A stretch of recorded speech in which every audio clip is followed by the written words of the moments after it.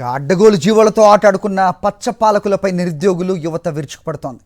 Paper leakage దొంగలపై నిరసన గళమెత్తింది. ఊరూరా కదిలొచ్చి DSC scam YSRCP relay దీక్షలు రెండో రోజు కొనసాగుతున్నాయి. విద్యాశాఖ మంత్రి లోకేష్ రాజీనామా చేయాలని ముక్త కంఠంతో నినదిస్తున్నారు. రాష్ట్ర వ్యాప్తంగా వైఎస్ఆర్సీపీ నిర్వహిస్తున్న రిలే దీక్షలకు విశేష స్పందన వస్తోంది.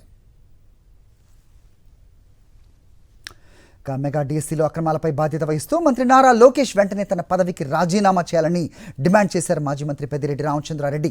తిరుపతి మున్సిపల్ కార్పొరేషన్ పాత ఆఫీస్ వద్ద వైఎస్ఆర్సీపీ ఇన్ఛార్జ్ భూమన అభినయరెడ్డి, మాజీ ఎమ్మెల్యే భూమన కరుణాకర్ రెడ్డి ఆధ్వర్యంలో నిర్వహిస్తున్న రెండవ రోజు రిలే నిరాహార దీక్షలో ఆయన పాల్గొన్నారు. 2 ఏళ్ల కూటమి ప్రభుత్వ పాలనలో విచ్చలవిడిగా అరాచకాలు పెరిగిపోయాయని మండిపడ్డారు పెద్దిరెడ్డి రామచంద్రారెడ్డి. చంద్రబాబు నాయుడు, లోకేష్ నాయుడు, మరి నేను ఒకటే అడుగుతా ఉన్నాను.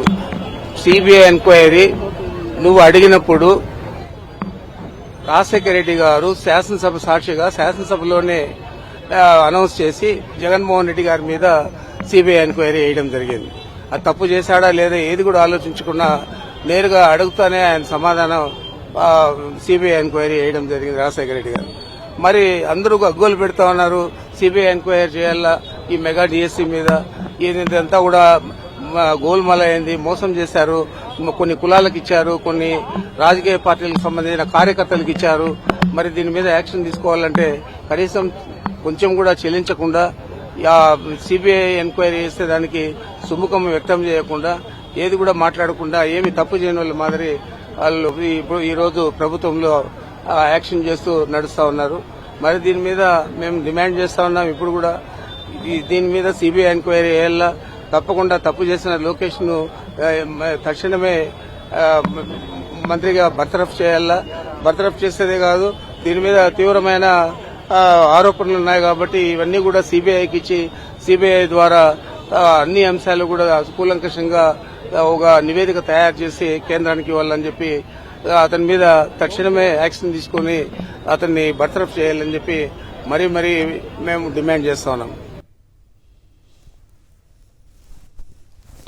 జగన్మోహన్ రెడ్డి గారు సాక్ష్యాధారాలతోటి డిఎస్సీలో అవినీతి జరిగింది, చార్ కార్పొరేషన్ జరిగింది. దీనికి ప్రధాన బాధ్యత విద్యాశాఖ మంత్రి నారా లోకేష్.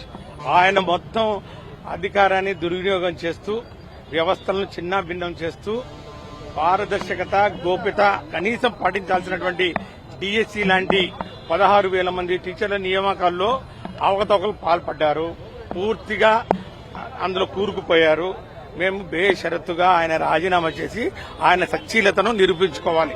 విద్యాశాఖ అంటే ఏంటి? విలువలతో కూడినటువంటి విద్యను అందిస్తామని, విలువలు తర్వాత నైతికత ఇవన్నీ నేర్పించే పిల్లలకు నేర్పించే మంత్రి విద్యాశాఖ మంత్రి. ఆయన ఈ విధంగా బ్యాక్ డోర్లో తెలుగు తమ్ముళ్లకు ఉద్యోగాలు ఇచ్చే కార్యక్రమం చేస్తా ఉన్నారు. ఆయన ఖచ్చితంగా రాజీనామా చేయాల్సిందే. ఆయన రాజీనామా చేసి ఆయన సచ్చీలతను నిరూపించుకోవాలి.